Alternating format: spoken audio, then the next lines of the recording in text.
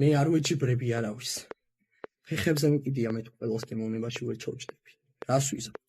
ეს ჩვეულებრივი ამბავია. ყველას ვერ მოეწონები. მე ვაკეთებ ჩემს საქმეს, გავაკეთებ რაც მის სწორ. უმოგწონი ვარ დარჩია.